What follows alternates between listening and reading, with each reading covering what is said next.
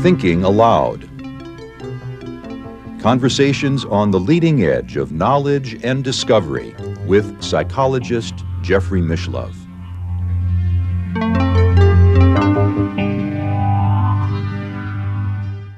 Hello and welcome. I'm Jeffrey Mishlove. Today we are going to look at the history of psychic archaeology. With me is Stephan Schwartz, who has conducted more successful psychic archaeological expeditions probably than any other human being in history.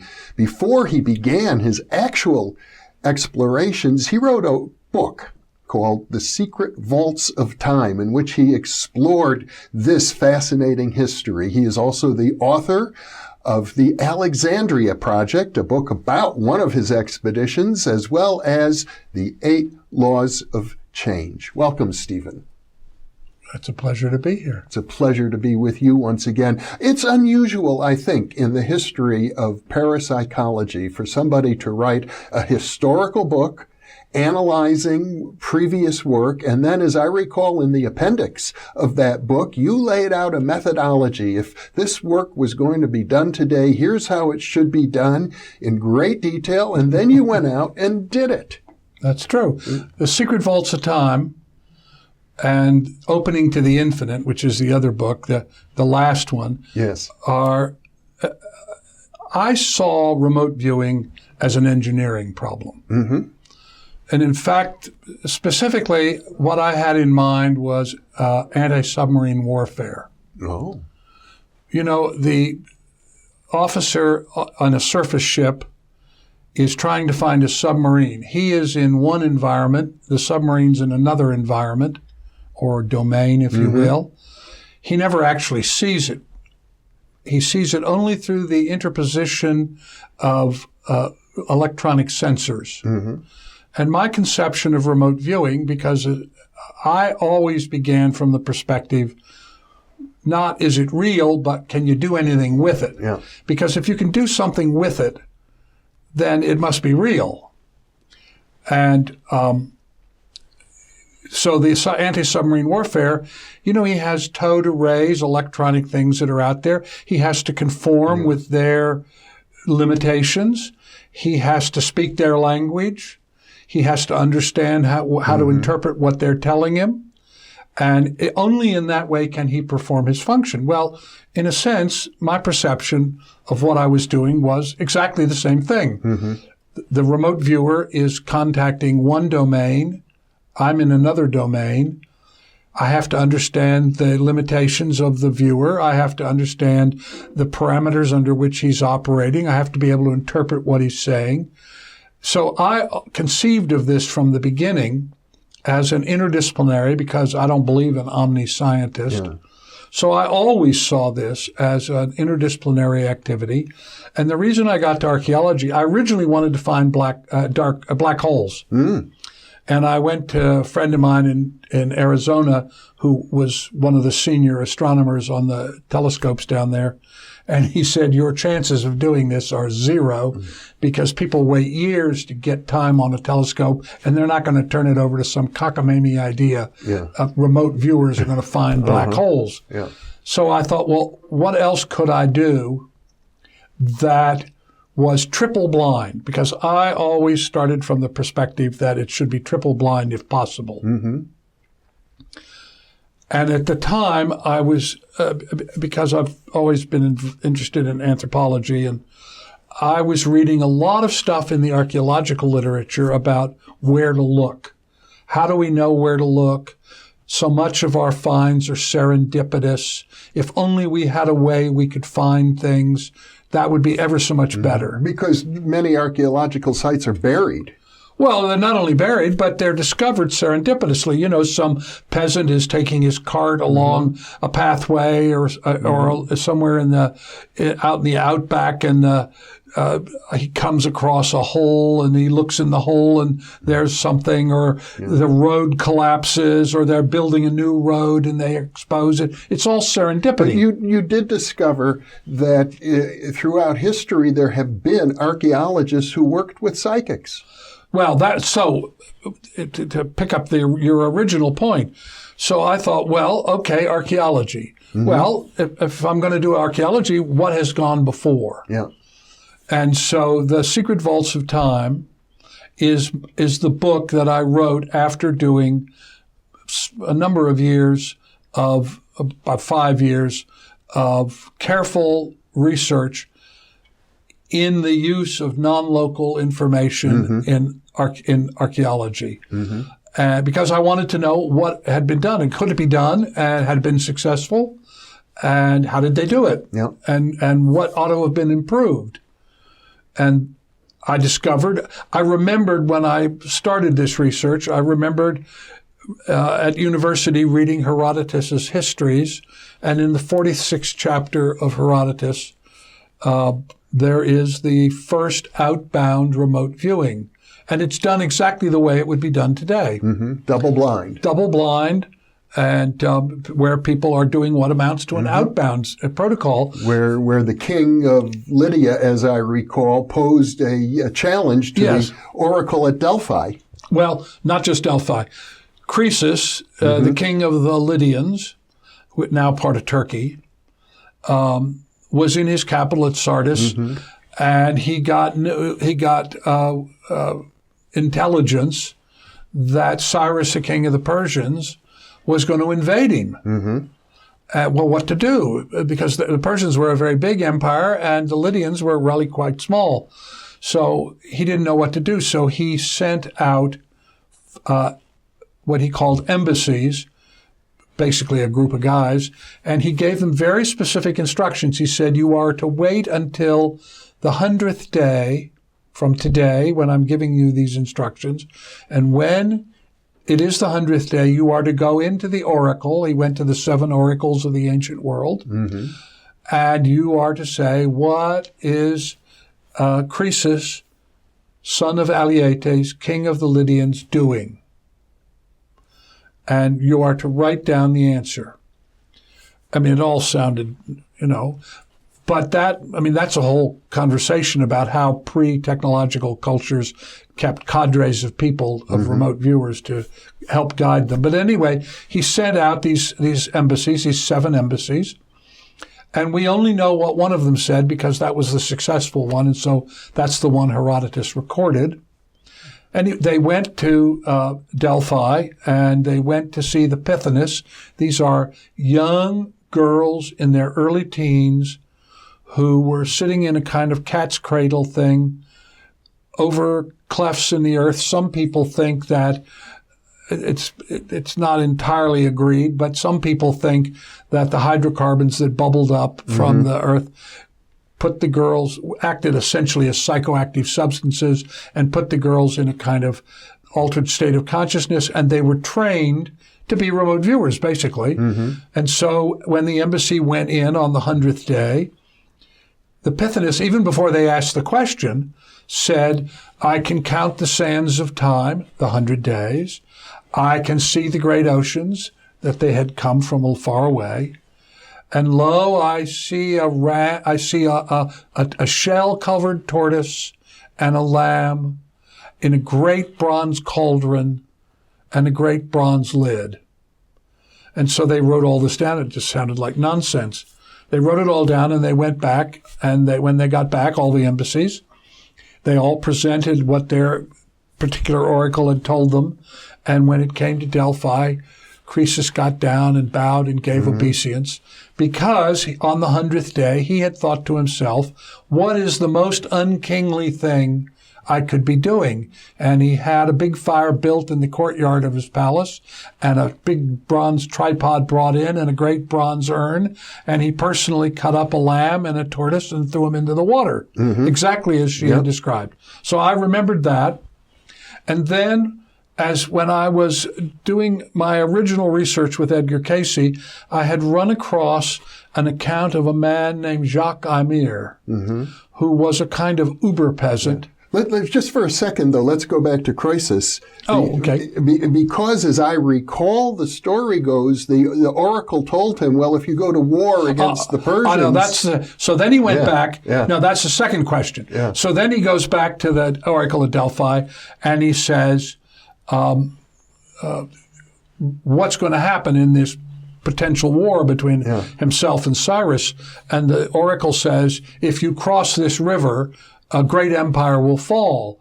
And of course, because he sees the Persians as much bigger than him, he thinks, that must mean that I will prevail over the Persians. Yeah. In fact, it was his own empire that fell. Yeah. But yes, when the second time. But the reason we know this is that in the ancient world, the cultures of the ancient world maintained cadres of people at these 7 oracles who were basically a cadre of remote viewers whose job, mostly young people, whose job it was not to speak themselves, but to speak in the voice of the god or goddess that they represented, to give guidance to the culture. And that's quite common, by the way. That's a whole other subject, but this is quite common. The Kogi in Colombia today still do this. They have a group of young men they take when they're 9 years old and put them in a cave, and they're only attended by their parents and the priests, and they're basically taught to be remote viewers. They're known as the mamas. In any case, so I remembered that from university, and then when I was reading this material down at the ARE, I came across this story. Association for Research and Enlightenment. Yes.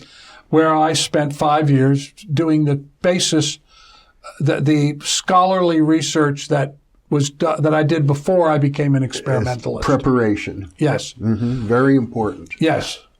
And so I came across this story, and the story is that on the 25th of July, 1692, a merchant and his wife were killed with a cleaver. And they couldn't solve the crime. And those kinds of murders of a well-to-do merchant, there weren't a lot of them in France at that time. And they, in the frustration at not being able to solve the case, one of the French officials suggested that they bring this kind of uber peasant named Jacques Aymar,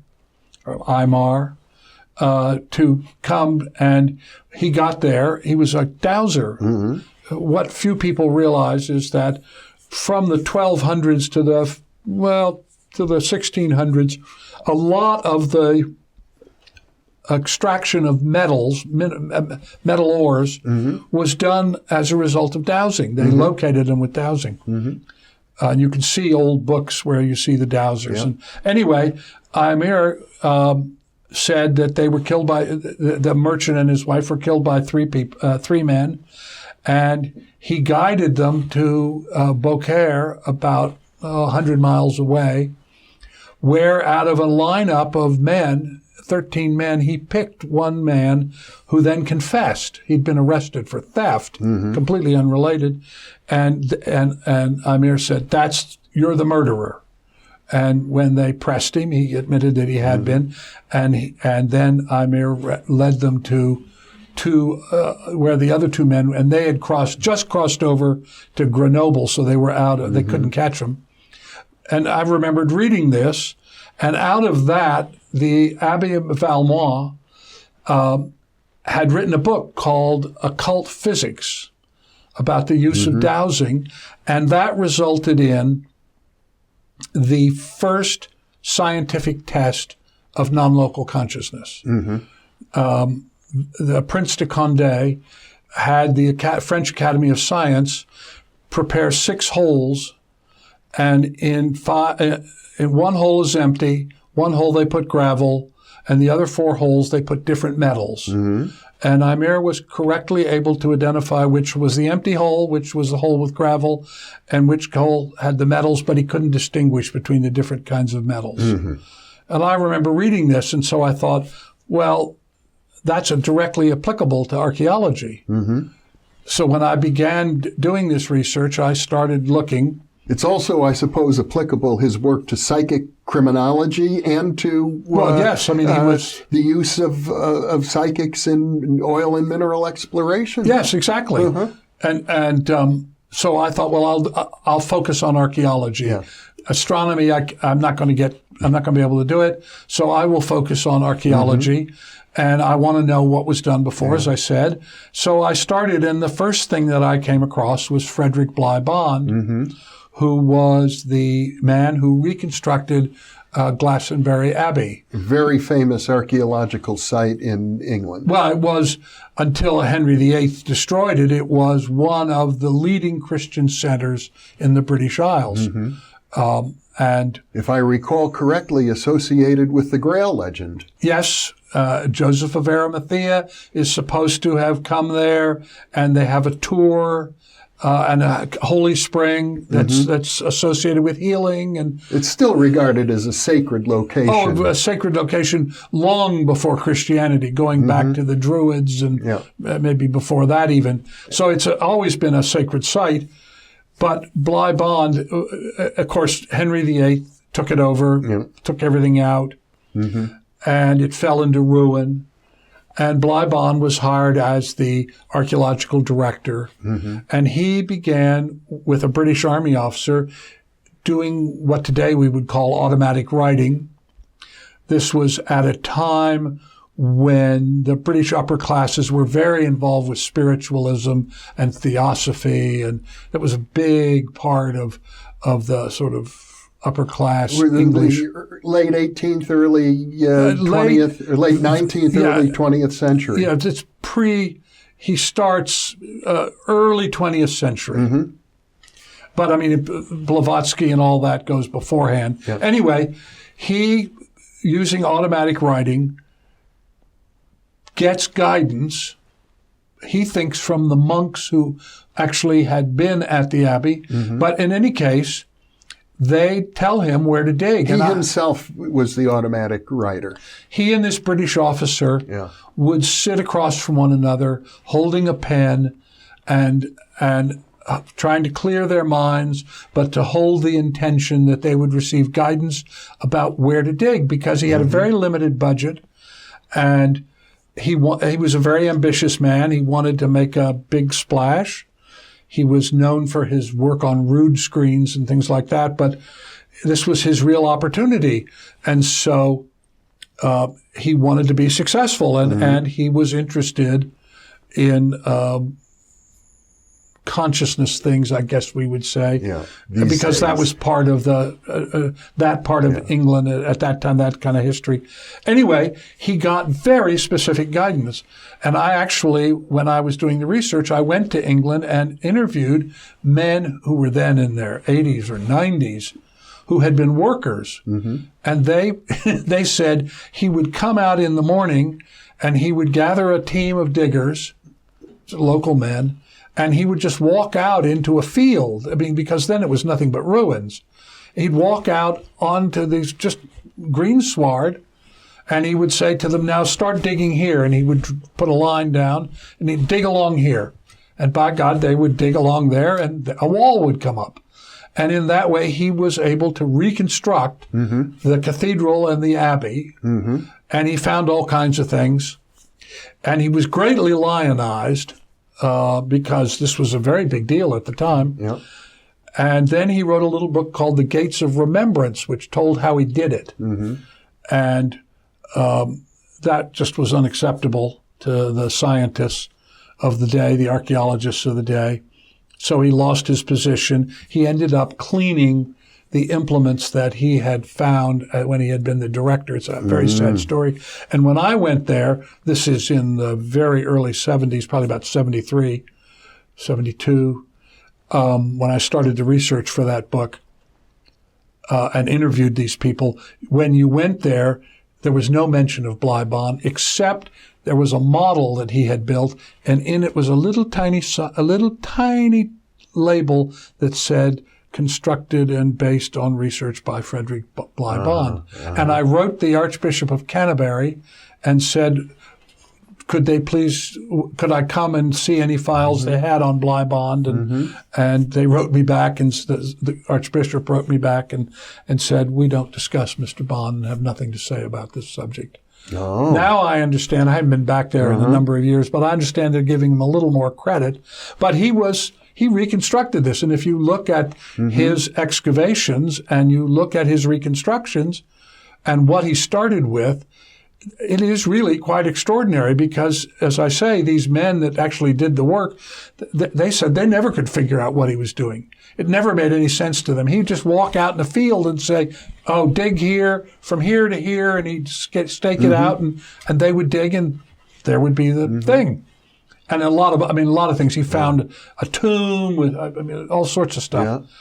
Yeah. So I started with that. Yeah. And I know we don't have a lot of time left, but it's fair to say you found another maybe half dozen to a dozen other comparable examples. Yes. And so I started with Bleibond, and then Stephan A, a Polish chemical engineer who worked with a man named Stanisław Poniatowski, who was the leading ethnographer of Poland. That one was particularly moving for me because they did all these 39 experiments to reconstruct the pre-modern history of Poland during the Nazi occupation, when doing such research could get you killed. Yeah. And yet they felt it was so important, this group of scientists that were working with Ossiewiecki, to keep doing it. Then I came across C.S. Reid, a young archaeologist in Canada who used a man named George McMullen, who later became one of my viewers, to locate an Iroquois site that he had been searching for 2.5 years. George found it in 2.5 hours. Now, wasn't that Emerson? Norman Emerson was his committee chair. Okay. And he was doing his master's thesis, and he was about to fail because he had never been able to find the site. And Emerson, who was the father of Canadian archaeology, said, well, I have this is a little strange. I have this man who might be able to help you. And he brought out this guy who was the parts dealer, manager of the parts department of a Chrysler dealership in Nanaimo, and said, see what you can do, George. And George, in 2.5 hours, staked out the palisade. It was a palisade. He described it. Nobody had ever seen one like it. He laid out the longhouses inside the village, and the grains that they would discover there, all kinds of things. So Emerson, as you say, the father of Canadian archaeology, had prior experience with McMullen. Yes, he had met McMullen and had done several projects with McMullen, and been very impressed. Clarence Woolsey Wyatt, who's the discoverer of that great Olmec head that we see in the tequila ads and a number of other things, and who was one of the really significant archaeologists, anthropologists of the early 20th century. The Smithsonian published a special bulletin on him. Used Emil Tagoma, who was a Mayan worker who was also a shaman, and he guided him to all these sites that he found. So anyway, I found about 10 or 11 prior examples of people using what I would think of as non-local consciousness in order to locate archaeological sites. And the beauty of the archaeological sites is it's all triple blind. I mean, everybody agrees that this place exists, but nobody knows where it is.